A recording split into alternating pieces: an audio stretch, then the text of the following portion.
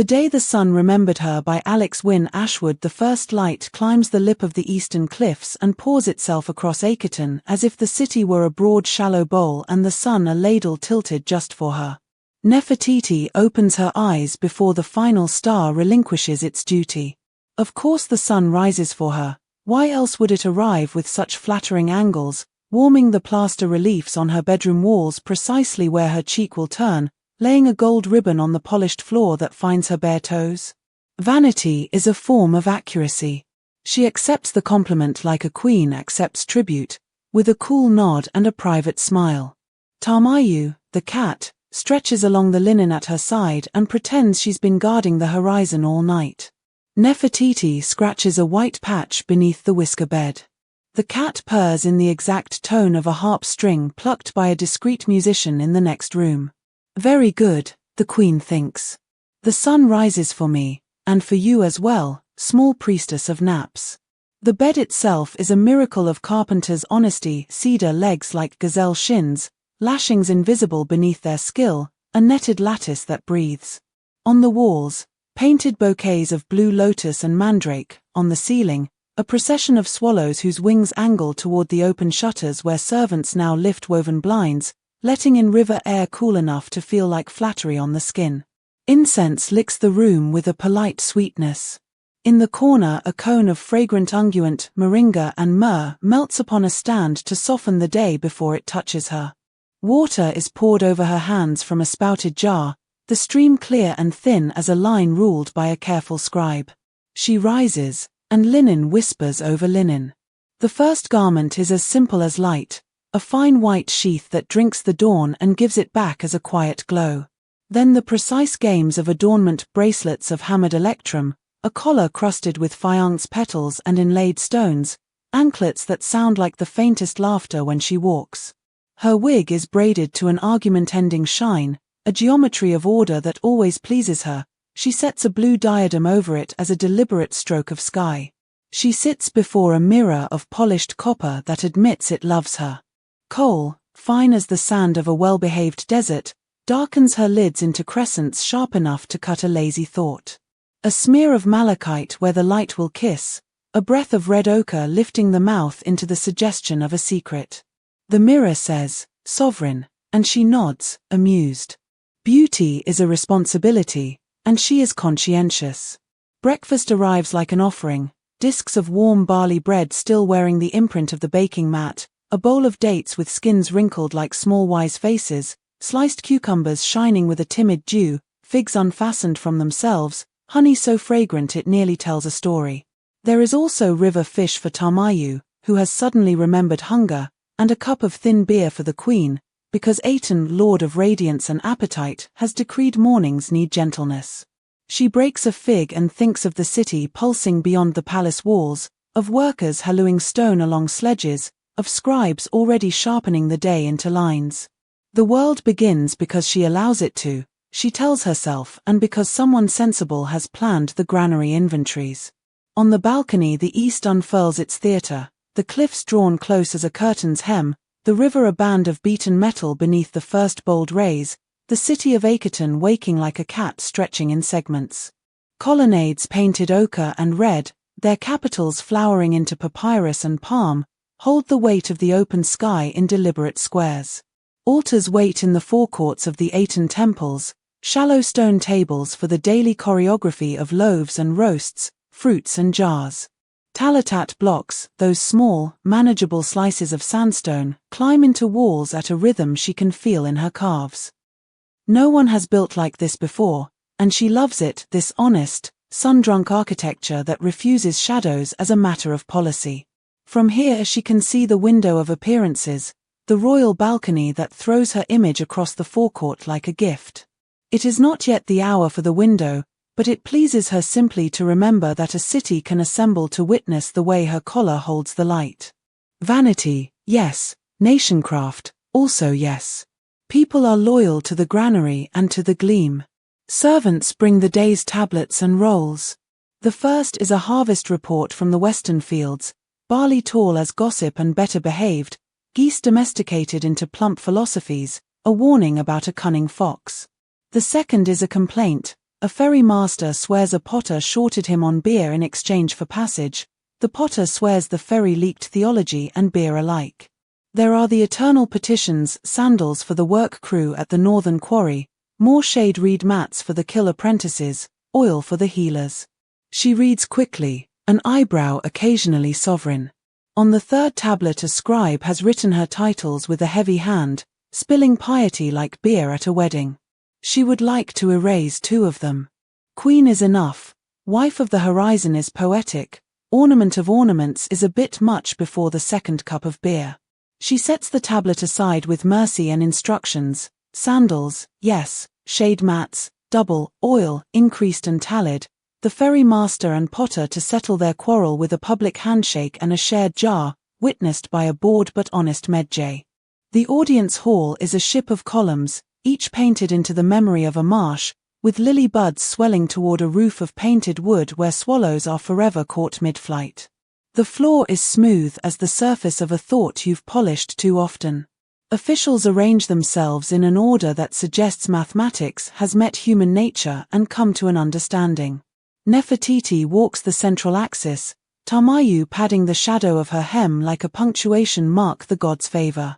Reports come in, granaries full but not boisterous, the glass workshop begging for more natron, a new well yielding like a finally persuaded dowager. She listens for the creak of trouble and the soft squeak of opportunity. There is a drought 3 days south in a hamlet where the desert has decided to be impolite. She reallocates grain with a signature that is also a promise.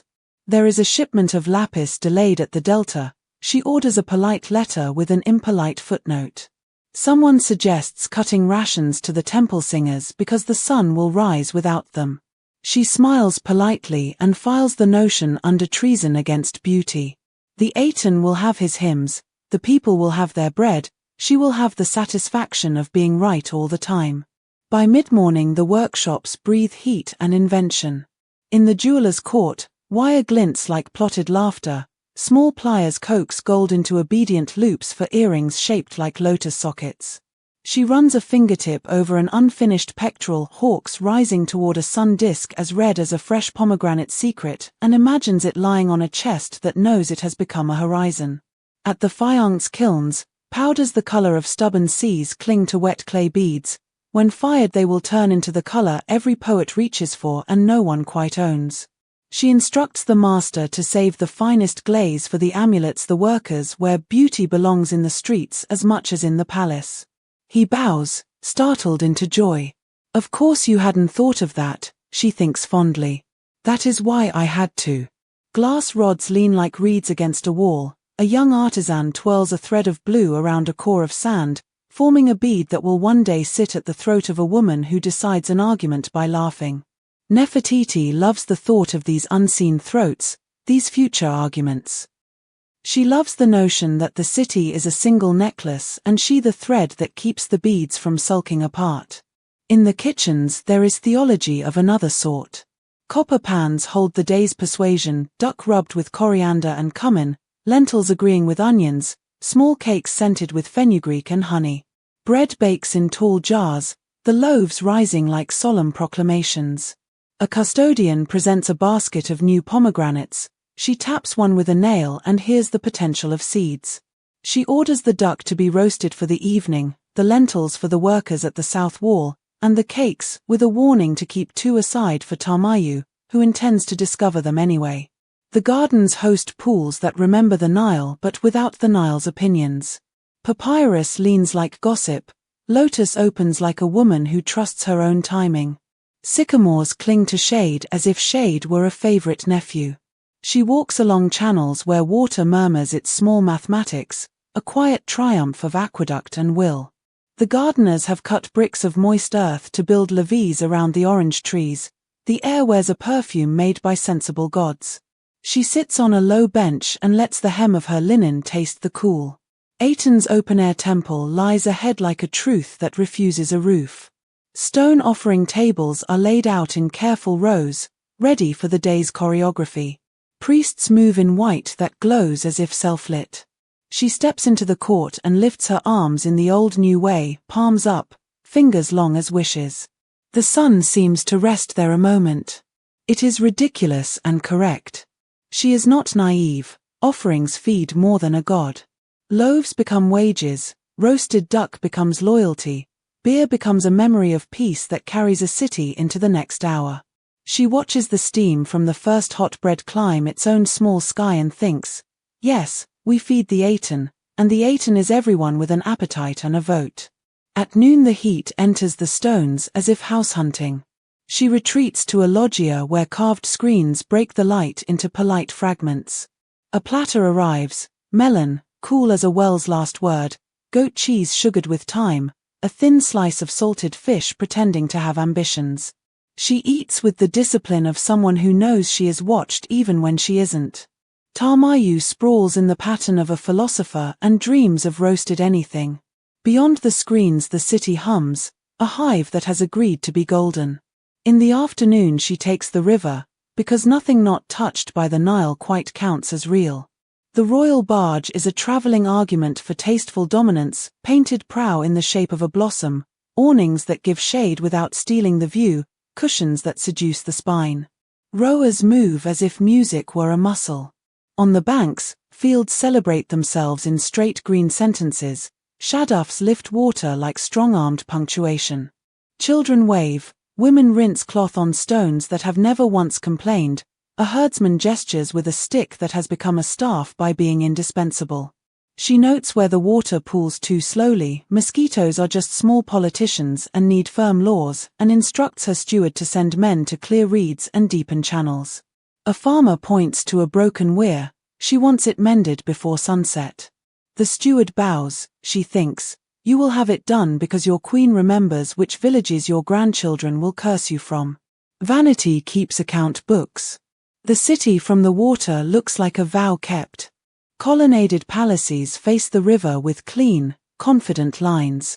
The sun gardens spread a geometry of courts and altars, suffused with the idea that light has finally learned to behave.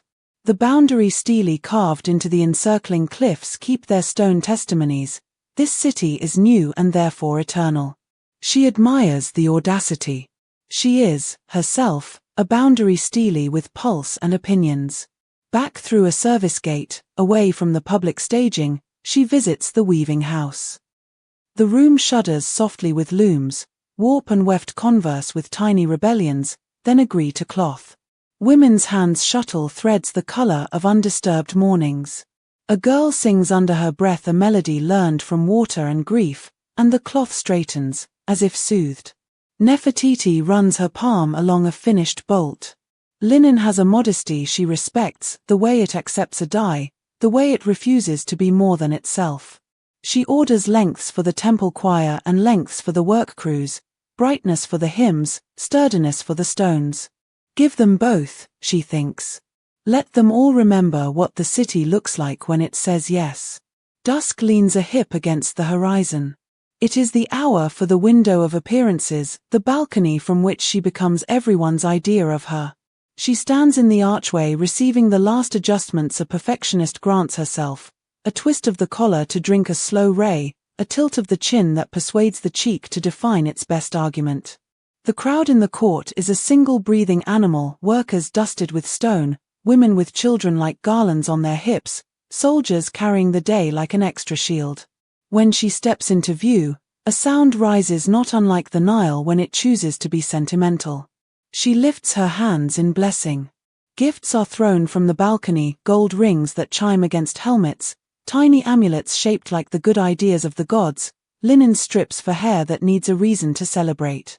She feels the old medicinal comfort of being magnificent for a living. Splendor isn't a vice if it puts bread in a mouth. Beneath her, a boy catches a ring and bites it as if gold were a stubborn fruit. He declares it true. His mother laughs and declares the day fair. Good, she thinks. Go home and eat. Go home and dream. The evening meal gathers in rooms that smell of cumin and agreeable conversation. Tables are low and numerous. Platters are generous and precise. The roasted duck arrives, skin lacquered to a quiet crackle, its spices declaring their foreign travels. Lentils lie with the dignity of foods that know they built cities. Cucumbers and onions, chopped fine, combine into the architecture of relief. Wine breathes in shallow cups. She tastes, approves, amends. A little more time on the cheese next time, the bread slightly thinner for dipping, the honey cakes as they are because perfection must occasionally rest. Ta-Miu steals a cake in full view of everyone, because impunity is part of the cat religion. Nefertiti pretends not to see, which is how mercy works when it has whiskers. Night opens like a pomegranate. Stars prick the sky into a complicity of silence. She returns to her chambers through corridors painted with never-wilting garlands. The floor is cool, the lamps are a dozen small suns with better manners. Servants unfasten her collar, lift the bracelets, unwind the anklets. Each piece makes a small sound like a courtier confessing. Without metal she feels startlingly light and deeply herself. The mirror, bereft of its favorite story, still finds reasons to be pleased. Unguents again, in reverse, oil of cedar for the hair, a smear of sweet myrrh along the wrists to teach sleep where to find her, a touch of lotus at the throat because vanity is loyal even at bedtime. She wipes the kohl from her eyes and sees, for a moment, the girl with the sharp mouth who learned early that the world is both stage and granary, both mirror and ledger. She likes that girl. She has been good company. From the balcony she watches the river becomes a road for stars. Boats moored along the bank creak like old men clearing their throats before saying something too tender. A jackal barks to remind the city that some gods still prefer the margins. The cliffs that held the day's light now hold its memory, they blush faintly where heat refuses to leave. She thinks of the petitions she signed, of the sandals that will keep feet from blistering, of the oil that will keep hands from cracking, of the granary doors that will be sealed against mice and men who behave like mice. She thinks of the girls at the looms and the boys who will learn to read the sun into shelves of signs. She thinks of Akheten's long avenues and short tempers, of architecture that commands praise and yields shade, of altars spread with the argument that generosity is policy. She thinks, finally, of herself, the crown and the skull beneath it, the posture and the spine, the beauty that has learned to be useful. She is vain because she is accurate. She is accurate because she is responsible. The city will sleep because she has spent the day telling the sun where to go and the bread where to be. That is a joke, of course, and also true. Ta-Miu returns from an inspection of forbidden places and installs herself along the queen's calves with the gravity of a judge. The moon finds the pair of them at the precise angle that makes a painter sigh. Nefertiti grins into the dark. Yes, she says aloud, just once, to the ceiling and to the sleeping city and to the features in the mirror that will still be hers tomorrow. Not a prayer. An inventory. She lies down. The linen sighs. The night draws its soft net tight around the palace. Somewhere a priest recites a hymn he believes the sun requires, somewhere a fisherman counts knots in a line he knows the river will test. Beyond the cliffs, the desert holds its breath the way it always has. In the palace, a queen closes her eyes. The sun, punctual flatterer, waits outside the windows with a smile it cannot help. It will rise for her again. She will let it.